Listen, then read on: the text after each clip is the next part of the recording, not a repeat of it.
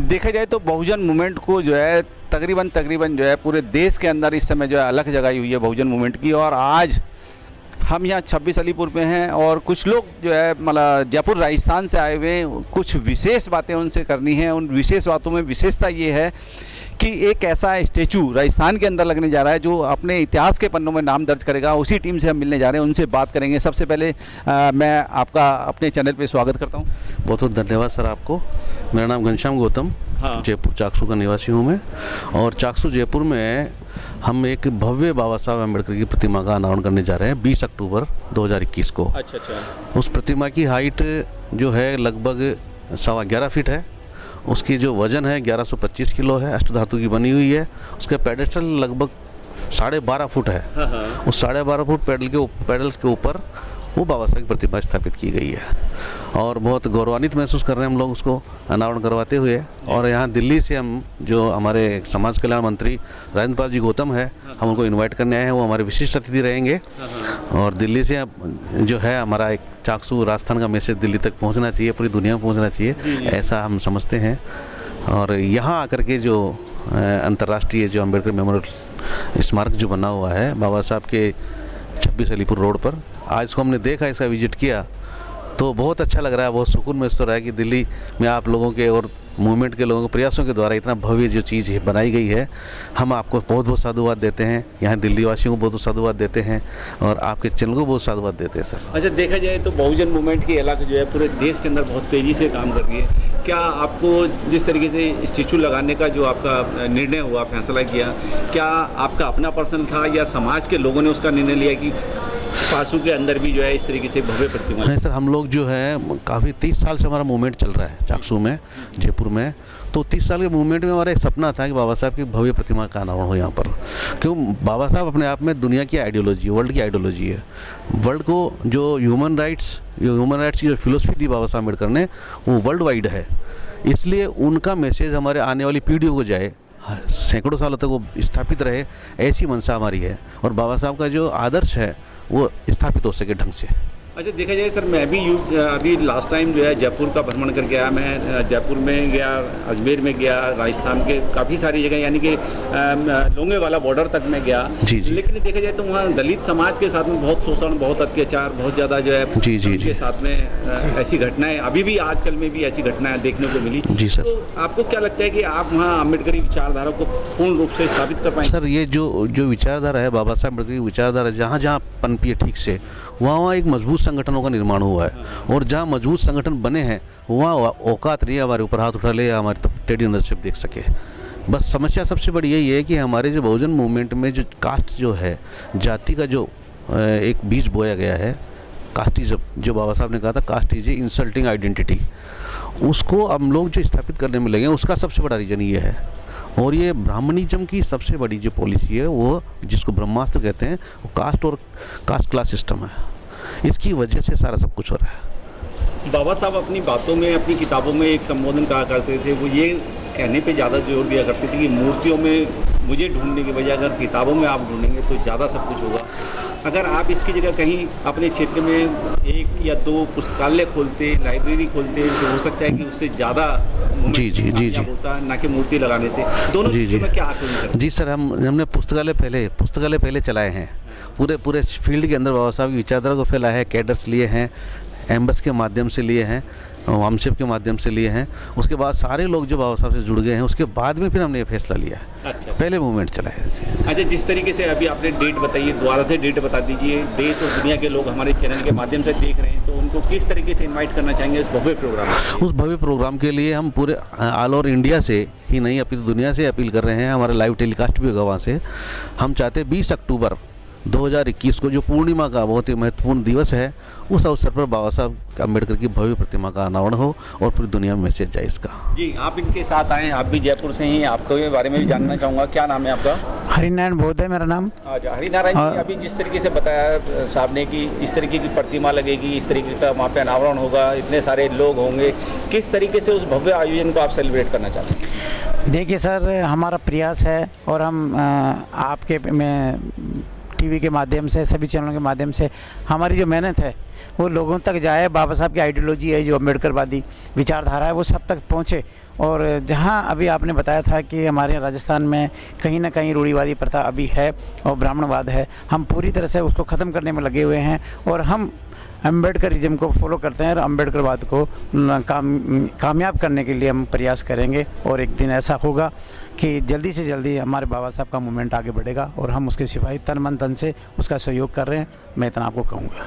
जिस तरीके से कुम्हार कच्ची मिट्टी के बर्तन को जो है पीट के उसको पीने का एक बर्तन बना देता है, मटका बना देता है, क्या उसी तरीके से उसी पैटर्न पे जो आज का युवा है, जैसे कि अगर बात की जाए 10वीं क्लास से पढ़ने वाला और 12वीं 14वीं या 15वीं क्लास तक के बच्चे को, क्या ऐसे बच्चों को भी जो है अम्बेडकरवाद पढ़ाने का काम अपने यहाँ राजस्थान में चल रहा है? जी, एक हमारा एक मिशन है एम्बस, और एम्बस की चॉइस विंग है। उसमें चॉइस विंग में यही बताया गया है कि एक फाउंडेशन और रेफ्रेशर कोर्स होता है, और फाउंडेशन रेफ्रेशर कोर्स के अंदर हम बच्चे को जैसे कि एक खुमार कच्चे मिट्टी के बर्तन को तैयार करता है, उस प्रकार से हम बच्चों को तैयार करते हैं, हम युवाओं को तैयार करते हैं और मिशन को आगे बढ़ाने के लिए अथक प्रयास कर रहे हैं। हमारा जो प्रयास है आप लोगों के सहयोग से ये सारा सफल होगा और बाबा साहब का मूवमेंट दिशाओं में ये बल्कि वर्ल्ड लेवल पर, इंटरनेशनल लेवल पर बाबा साहब की विचारधारा आइडियोलॉजी फैलेगी, ये हमारा प्रयास है। अजय सर, आपसे भी बात करना चाहेंगे? जी आप जी लोग इनके साथ ही आए हैं? जी बिल्कुल, मैं चाकसू जयपुर से ही आया हूँ और हम साथ ही आए हैं। और जैसा कि घनश्याम सर ने बताया अभी कि बाबा साहब की जो मेरे पीछे आप ये प्रतिमा देख रहे हैं, बिल्कुल ठीक इसी प्रकार की 11.25 फीट की राजस्थान में पहली अष्टधातु की 1125 किलो की प्रतिमा हम चाकसू जयपुर में प्रतिस्थापित करने जा रहे हैं। और इसका अनावरण जैसा कि सर ने भी बताया आगामी 20 अक्टूबर को हम जो है कर रहे हैं।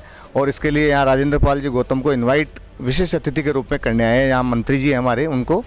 और ये बहुत भव्य ऐतिहासिक आयोजन होगा और बिल्कुल बाबा साहब की ओरिजिनल आइडियोलॉजी के ऊपर ये आयोजन हमारा इनॉग्रेशन का होगा बाबा साहब की प्रतिमा का। क्या लगता है कि जिस तरीके से आप मूर्तियां लगा रहे हैं, मूर्तियां लगाने से अगर अम्बेडकरवाद जिंदा होता तो आज जो है पूरे देश के लोग बदल जाते, लेकिन कहीं ना कहीं देखा जाए तो आज अगर बदलाव की जरूरत है तो लोगों के ब्रेन वॉश करने की जरूरत है। वो ब्रेन वॉश होता है पुस्तकों से, किताबों से, ज्ञान अर्जन से। क्या उस दिशा में भी काम किया जाए? बिल्कुल, जैसा सर ने भी बताया, हमारी जो चाकसू है, चाकसू जो शहर है, इसमें लगभग 15-20 वर्षों से सर के सानिध्य में लाइब्रेरी भी चल रही है और 2-3 इवन छोटे गांवों तक में भी हमने चलाई है।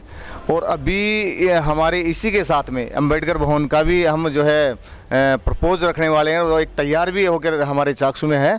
और लाइब्रेरी का भी जस्ट जो है प्रोविज़न में ही है वो भी, तो वो भी बहुत जल्दी ही हमारे साथियों को देखने को मिलेगा। और हमारी जो चाकसू है जयपुर और राजस्थान में नहीं, पूरे इंडिया में नहीं, पूरे जापान में बाबा साहब की और भगवान बुद्ध की आइडियोलॉजी को लेकर के और फेमस है, पहचान है हमारे चाकसू की पिछले 25-30 वर्षों से। और उसके ऊपर ओरिजिनली में हम इम्प्लीमेशन करने का प्रयास कर रहे हैं। अच्छा, आज आप देखा जाए तो यहाँ 26 अलीपुर पे हैं जी, यहाँ बाबा साहब ने अंतिम सांस ली। बाबा साहब का बहुत कुछ है यहाँ पे, आपने ये सारा सब कुछ आज देखा है जी जी जी जी। तो क्या आपको लगता है कि यहाँ आने के बाद में आपका भी कुछ ब्रेन वॉश हुआ या आपको भी कुछ ज्ञान अर्जन हुआ या बाबा साहब के विषय में कुछ गहनता से जानकारी मिली? बिल्कुल बिल्कुल सर, मैं आपको बताऊं, देखो सबसे जो बड़ी बात मुझे लगी, यहाँ बाबा साहब का महापरिनिर्वाण हुआ तो यहाँ मैं आकर के खुद को धन्य हो पा लिया। सबसे बड़ी बात तो ये है। और रही बात ये संग्रहालय की, तो इसको देख करके मुझे ऐसा लगा कि मैं साक्षात बाबा साहब के ही दर्शन कर रहा हूँ। इससे बड़ी बात मेरे लिए कोई नहीं है। मेरा जीवन सफल हो गया, मैं मानता हूँ। ये बाबा साहब का जो यहाँ पे कदम, यहाँ पवित्र भूमि में थे, यहाँ रहे थे, वो उन्होंने अंतिम सांस ली, मैं यहाँ आके इनको नमन किया, बड़ी मुझे खुशी मिली सर। देश और दुनिया के लोगों से अगर जो है अम्बेडकरवाद के विषय में कुछ संदेश देने की बात की जाए, देश के युवाओं को कुछ मैसेज देने की बात की जाए, तो क्या कहना चाहिए?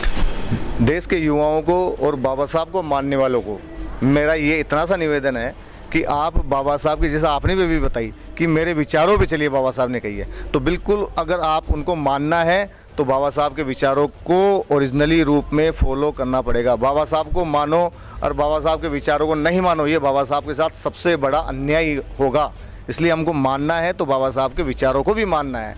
और रही बात ये भौतिक रूप से मूर्तियां लगाने की भी अभी आपने बात कही, तो ये भी भौतिक रूप से बना हुआ है। अलीपुर 26 पे ये संग्रहालय बना हुआ है, तो ये चीज़ें भी सिंबॉलिक हमारे लिए ज़रूरी है। हमको गौरवान्वित करती है, बाबा साहब की प्रतिमाएं भी गौरवान्वित करती है, ये ऐसे संग्रहालय भी गौरवान्वित करते हैं। हमारी पीढ़ी को, हमारे आने वाले लोगों को जो कॉन्फिडेंस पैदा करते हैं, हमारे बच्चों में जो मनोबल दबा हुआ है, हमने भी देखा है, बचपन में भी देखा, हमारा बहुत मनोबल दबा हुआ था।